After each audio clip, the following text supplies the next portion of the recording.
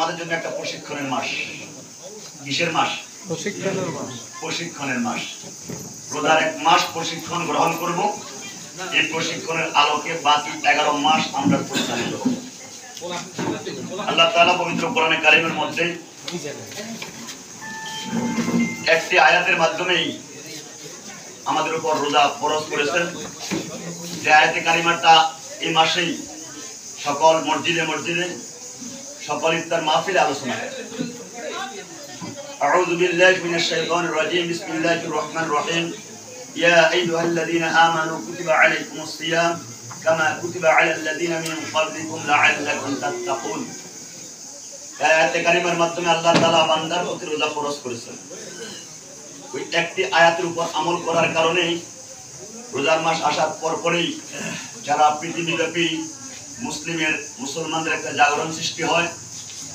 অন্য মাসের তুলনায় রোজার মাসের মধ্যে সকল অন্যায় অপকর্ম অনেকটাই কম থাকে, ঠিক না বেঠিক? অনেকটাই কম থাকে।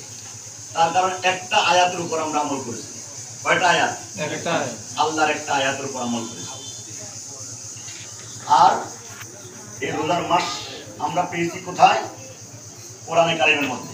কোথায় পেয়েছি? আল্লাহ আমাদেরকে কোরআনে কারিমের মাধ্যমে জানিয়ে দিয়েছেন যে আয়াতে কারিমাটা আমি তেলাওয়াত করছি, ওই আয়াতে কারিমাটা হচ্ছে কোরআনের আয়াত। কোরআন থেকে একটি আয়াত নিয়ে আমরা রোজা বিধান পালন করতেছি।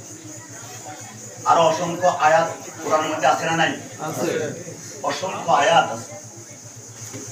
এই একটা আয়াত একটা পরিবর্তন আমাদের মাঝে আসে। এই জন্য আমরা রোজাটাকে কিভাবে নিচ্ছি? আমাদের শরীরের মধ্যে 2 ধরনের রোগ ব্যাধি থাকে। একটা হচ্ছে শারীরিক রোগ, আর একটা হচ্ছে চারিত্রিক রোগ।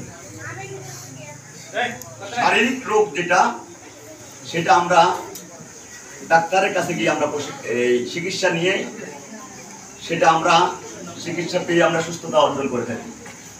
কিন্তু চারিত্রিক রোগ যেটা, এটা কোনো ডাক্তার চিকিৎসা করে রোগ দূর করতে পারবে না। এজন্য এই চারিত্রিক রোগ যদি আমরা দূর করতে চাই, তাহলে কোরআনে কারিমের বিকল্প নাই। কোরআনে কারিমের কি বিকল্প নাই? এখন দেখুন, একটা বিধান পালনের মাধ্যমে আমরা যদি রোজার বিধানকে এইভাবে পালন করি, একজন লোকের যদি জটিল কোনো রোগ থাকে, তার ধরুন টাইফয়েড, ডাক্তার পরীক্ষা নিরীক্ষা করে তার ব্লাড পরীক্ষা করে তাকে ধরা খেয়েছে তার টাইফয়েড। এখন ডাক্তার তাকে ব্যবস্থাপত্র দিয়েছে, ভ্যাকসিনেশন দিয়েছে, 2 ধরনের ওষুধ দিয়েছে। এক ধরনের ওষুধ হচ্ছে অ্যান্টিবায়োটিক ওষুধ, আরেক ধরনের ওষুধ হচ্ছে প্যারাসিটামল গ্রুপের ওষুধ। প্যারাসিটামল গ্রুপের ওষুধ দেওয়ার পর, 2 ধরনের ওষুধ দেওয়ার পর রোগী যদি মনে করে যে আমি অ্যান্টিবায়োটিকের দাম তো অনেক বেশি, প্যারাসিটামল আমি নিব, নিয়ে আমি অ্যান্টিবায়োটিকটা আমি খাবো না, বলেন দেখি তার রোগ ভালো হবে? সাময়িক প্যারাসিটামল খাওয়ার পরে সাময়িক হয়তো জ্বর কমে যাবে। প্যারাসিটামল তো ভাইরাস দূর হবে না।